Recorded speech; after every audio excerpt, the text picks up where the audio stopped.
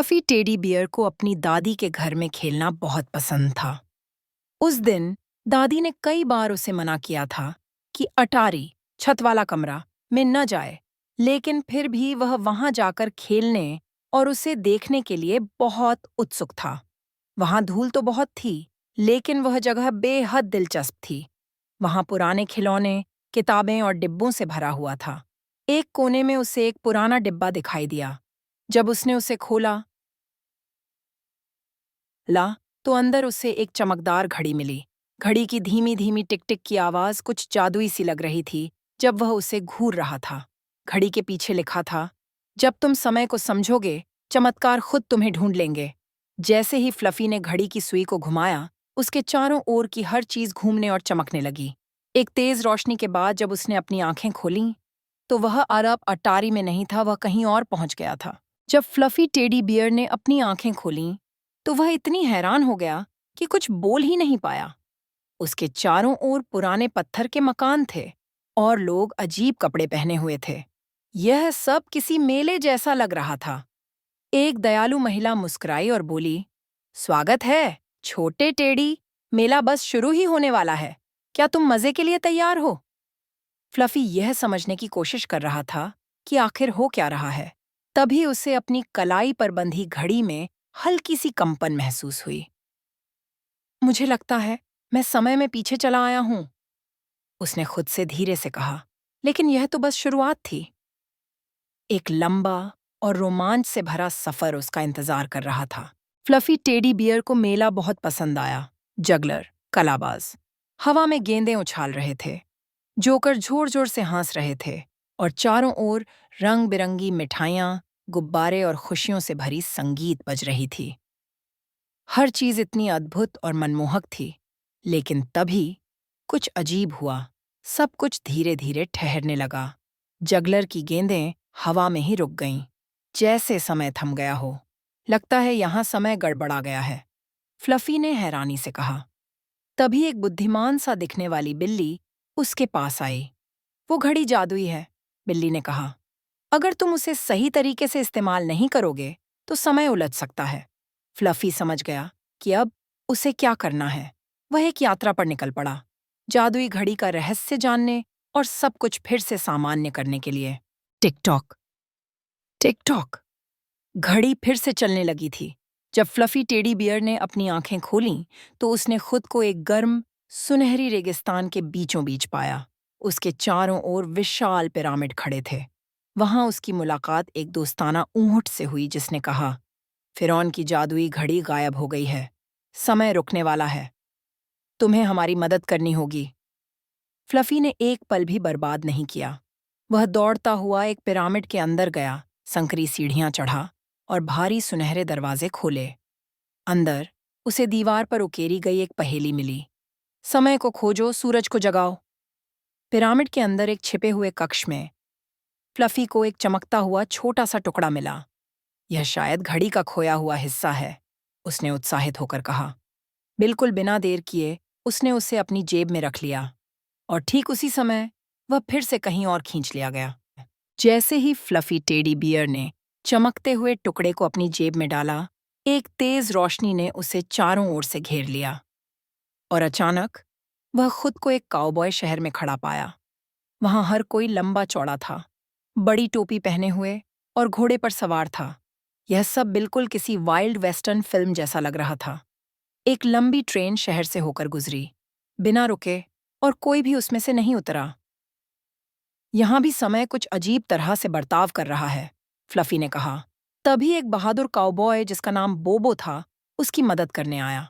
दोनों ने मिलकर उस रहस्यमयी परछाई का पीछा किया जिसने समय को चुरा लिया था। आखिरकार उन्होंने एक छोटा खोया हुआ घड़ी का हिस्सा वापस पा लिया। धन्यवाद बोबो, अब समय थोड़ा सामान्य लगने लगा है, फ्लफी ने मुस्कुराते हुए कहा। और फिर वह अगली रोमांचक यात्रा के लिए तैयार हो गया। इस बार फ्लफी टेडी बियर एक ऐसी जगह पहुंचा जो बिल्कुल अनोखी थी। यह साफ था कि वह बहुत दूर भविष्य में चला गया है। आसमान में उड़ती कारें तेजी से भाग रही थीं और चारों ओर रोबोट चल फिर रहे थे। फ्लफी की मुलाकात एक खुशमिजाज रोबोट से हुई जिसने कहा, मेरा नाम जिप्पी बॉट है।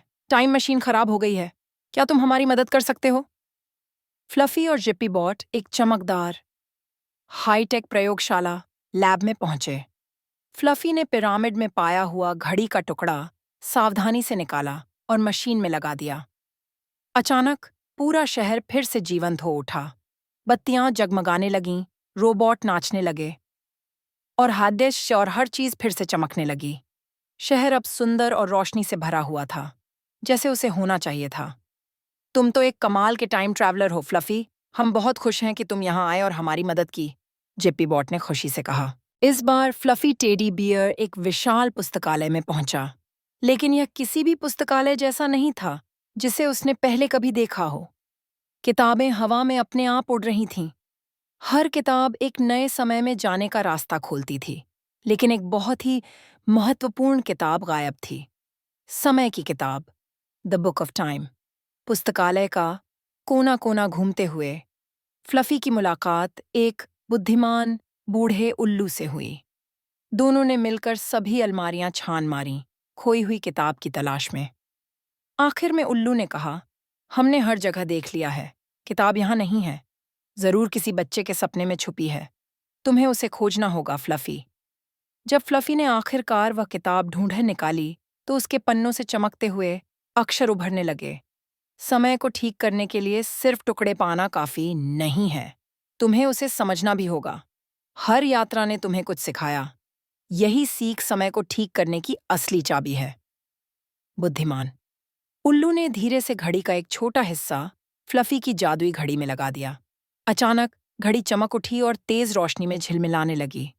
अब बस कुछ ही जगहें बची हैं, उल्लू ने कहा। जब तुम वहां भी पहुंच जाओगे तो समय पूरी तरह से ठीक हो जाएगा। फ्लफी ने सिर हिलाया। वह अब पूरी तरह से तैयार था। अचानक सब कुछ थम गया।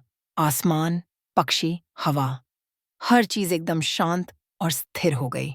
यहां तो समय पूरी तरह से रुक गया है, फ्लफी। टेडी बियर जोर से चिल्लाया। तभी एक बच्चा धीरे धीरे उसकी ओर आया और बोला, यहां समय ठंडा हो गया है, हमें इसे गर्म करना होगा। फ्लफी ने अपनी जादुई घड़ी को सूरज की ओर उठाया, लेकिन कुछ नहीं हुआ। फिर बच्चे ने धीरे से फुसफुसाया, तुम्हें सूरज की गर्मी नहीं चाहिए, तुम्हें अपने दिल की गर्माहट घड़ी में डालनी होगी। फ्लफी ने अपनी आंखें बंद कीं और सोचा, मुझे इस घड़ी को अपने लिए नहीं, बल्कि बच्चों के लिए, लोगों के लिए, पौधों और अपने पशु मित्रों के लिए ठीक करना है, जो सब ठंड से कांप रहे हैं। मुझे यह उनके लिए करना होगा। जैसे ही यह विचार उसके दिल से गुजरा, घड़ी में एक गर्म चमक फैल गई और समय फिर से बहने लगा। बच्चे खुशी से चिल्लाए, धन्यवाद फ्लफी टेडी बियर। जब फ्लफी टेडी बियर आखिरकार एक आखिरी बार स्थानांतरित हुआ, तो उसने अपनी आंखें खोलीं और खुद को समय के सबसे दूर के कोने में एक प्राचीन टॉवर के अंदर पाया। टॉवर में एक अजीब और पुराना रूप दिखाई दे रहा था। मेरा नाम मिस्टर टिकटॉक है, उस आकृति ने कहा। तुमने समय के साथ बहुत खेला है छोटे बियर। मैं सिर्फ लोगों की मदद करना चाहता था और समय को ठीक करना चाहता था, फ्लफी ने जवाब दिया। मिस्टर टिकटॉक ने गर्मी से मुस्कुराते हुए कहा, तुम समय को पसंद करते हो, यही कारण है कि समय ने तुम्हें चुना। और मुस्कुराते हुए मिस्टर टिकटॉक ने घड़ी फिर से फ्लफी को सौंप दी। इस बार घड़ी पहले से भी अधिक तेजी से चमक रही थी। जब फ्लफी टेडी बियर ने अपनी आंखें खोलीं, तो वह अपनी दादी के घर के अटारी एटिक में वापस था।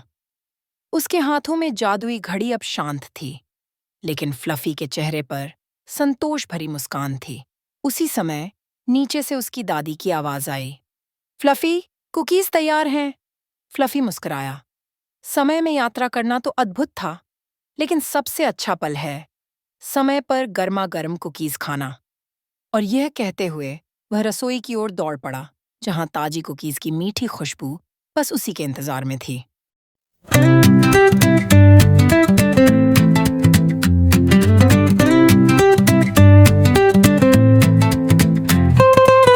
Dönüyor dünyamız rengarenk, gökyüzünde yıldızlar birer denk. Güneş güler çiçeklere bir şenlik, her her yerde kahkaha, ne büyük bir dik. Hopla zıpla, neşeyle dans et. Her günümüz bir eğlence sepet. Şarkılar söyleriz el ele. Hayat güzel, gülümse dileklerle. Bulutlar uçuşur masmavi gökte. Kelebekler dans eder ılık bir nefeste. Rüzgar eser, kulağımıza fısıldar. Her köşede mutluluk birbiriyle yar. Hopla zıpla, neşeyle dans et. Her günümüz bir eğlence sepet. Şarkılar söyleriz el ele. Hayat güzel, gülümse dileklerle.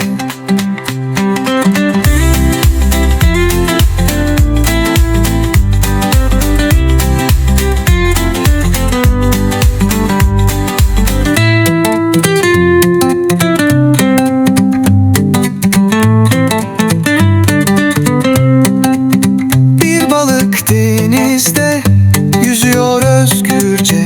Arılar vızıldar, çiçek tozunda rolle. Hayvanlar dostlarımız, hepsi bir güzellik. Doğanın içinde saklı bu kendili. Hopla zıpla, neşeyle dans et. Her günümüz bir eğlence sepet. Şarkılar söyleriz el ele. Hayat güzel, gülümse dileklerle.